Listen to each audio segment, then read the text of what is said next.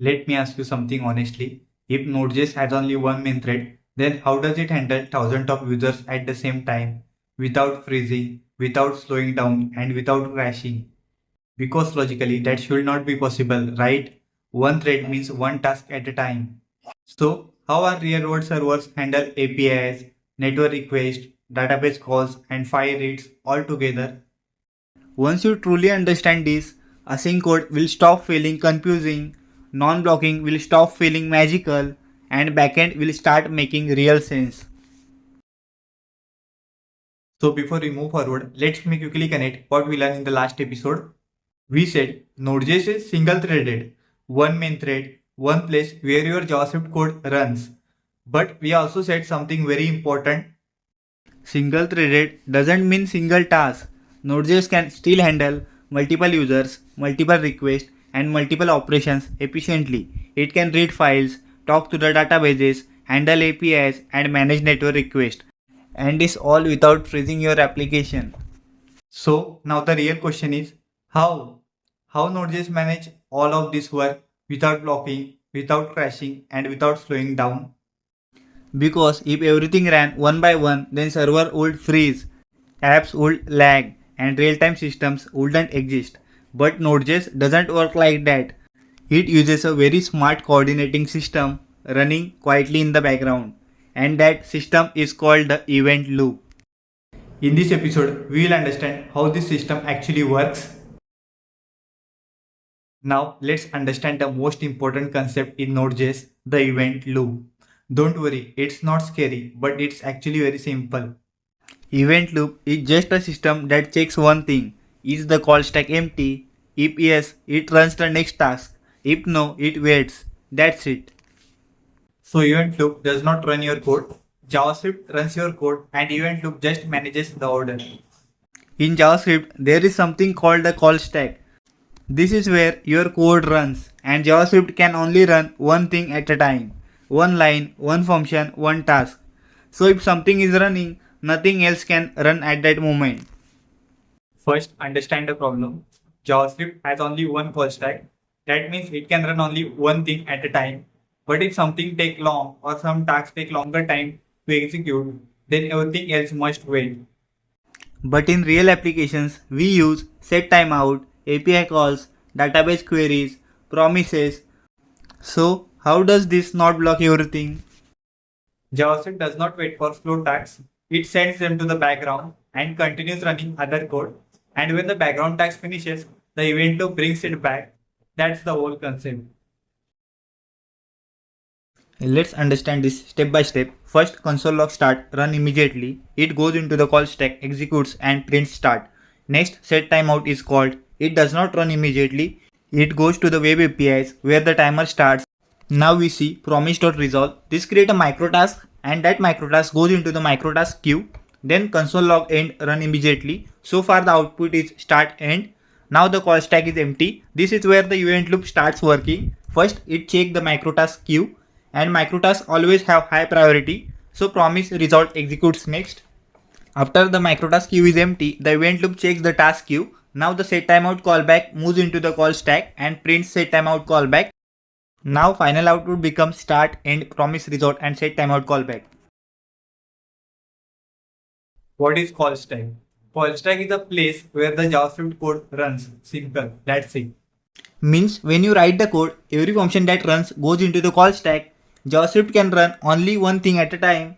So only one function stays active in the call stack. Now let's understand how it works. It works like a stack of plates. Last comes in and first out. So if we write function first and function second, so first function goes into the stack, inside first, second goes into the stack, then second function runs and finishes. It gets removed from the stack, then first finishes. Now the stack becomes empty. So if the call stack is busy, nothing else can run. That's why long loops block everything. Simple. What are web APIs? These are the background workers that should be provided by the browser or Node.js, and they handle the things that takes longer time to execute. That means JavaScript itself cannot handle timers or network requests directly.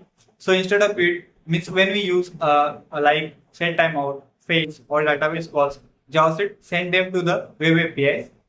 How it work? So setTimeout go to web API, timer start in background, JavaScript still continues, it does not wait 2 seconds because JavaScript does not block. That's how Node.js handles many users at a time. What is the task queue? Means it is just a waiting area where the background task completed. That's it. That means when a timer finishes, it does not directly execute. It's wait in a task queue. How it works? First, timer finishes immediately. Then callback goes into the task queue. It's wait. It cannot run until call stack is empty. So even if delay is 0, it still waits because call stack has priority. Now let us understand the Microtask queue. It is a special high priority queue and promises goes here.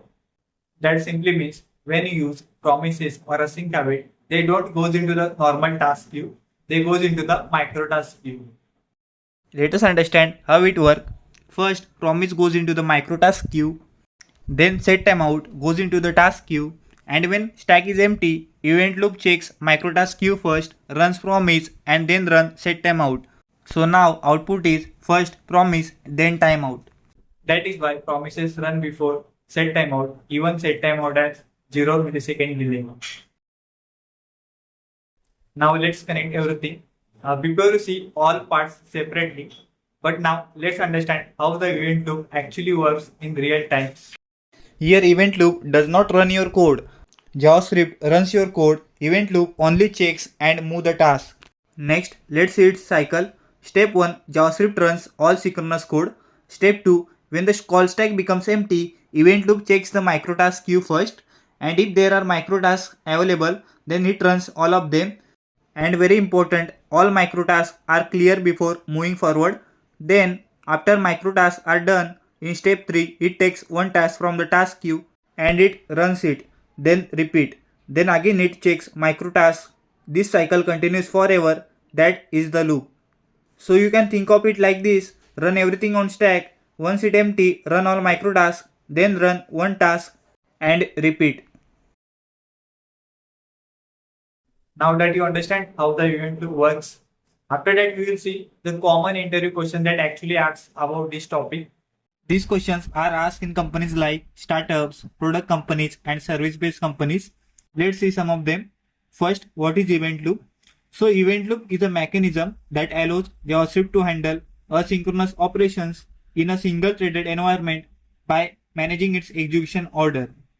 So simply, Node.js uses event loop to handle multiple tasks at a time. Second, why promise run before setTimeout? So here, promise callbacks go to the microtask queue and setTimeout goes to the task queue, and when the call stack is empty, event loop processes microtask first because it has high priority, so promises runs before setTimeout. Next, what happens if call stack never become empty? So it is a big problem. Here, if the stack is busy forever, then event loop cannot move tasks from queues, so async tasks never execute and application will freeze. And many more questions.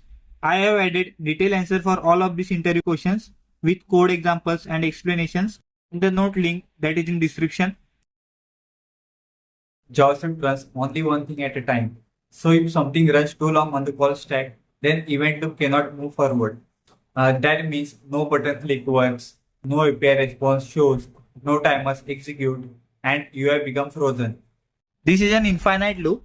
What happens? First, the loop goes into the call stack. Second, it never finishes.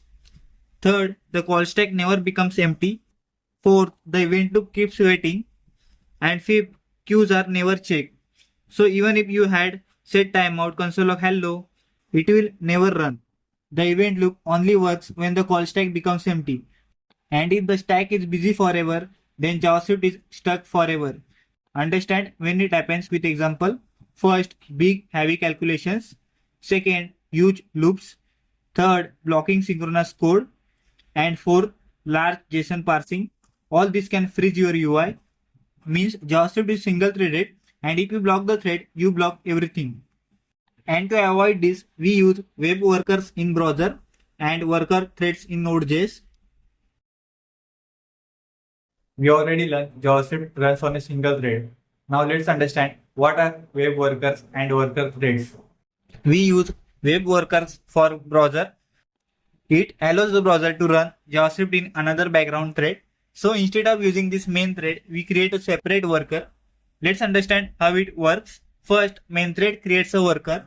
Second, worker runs in a separate thread. Third, heavy work runs there. And fourth, worker sends result back. So main thread stays free and UI don't freeze. Let's understand with simple example. So heavy loops runs in worker and UI remains smooth. One important thing to remember, web workers cannot access DOM, but it can do heavy calculations and communicate using messages. Next, for Node.js, we use worker threads. Now in backend with Node.js is also single threaded by default, but for heavy CPU tasks, Node.js provides worker threads. So worker threads allows Node.js to run JavaScript in parallel threads for CPU heavy tasks, just like web workers, but for backend. So main thread stays free here and worker does heavy job and sends result back. Next, let's see some differences between web workers versus worker threads. So without workers, heavy tasks will block call stack and event loop will stuck and app freezes. But with workers, heavy task runs in a separate thread and event loop stays smooth. Thus, JavaScript is single threaded by default. But when we need true parallel work, we use web workers in browser and worker threads in Node.js. The event loop works in both browser and Node.js, but the environment around it is different. Now let us understand how event loop works in browser and Node.js. How event loop works in browser. In browsers like Google Chrome, Mozilla Firefox, JavaScript runs inside the browser engine, but the browser also provides extra feature called web APIs. These are not the part of JavaScript itself, but they are provided by the browser. Let's understand with example. setTimeout goes to the web APIs, browser start the timer in background. After 1 second, callback goes to the task queue and event loop checks call stack, and if empty, then call stack executes. And browser handles all background work. Next, how event loop works in Node.js. Now in Node.js, there is no browser, so no web APIs. Instead, Node.js provides its own internal system. Node.js has its own background system to handle asynchronous operations.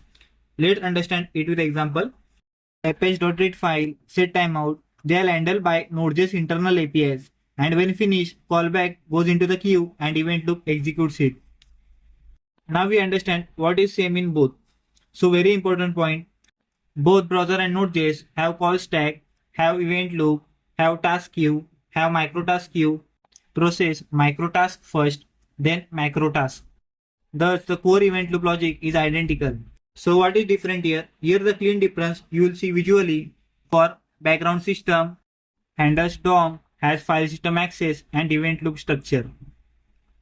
So simply, the browser focus UI, user interactions, DOM updates and network requests. But the Node.js focus file system, database calls, server requests and backend logic.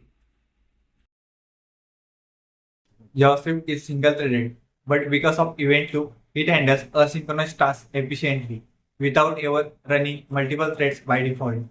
Now you not just use async code, but understand how it actually works.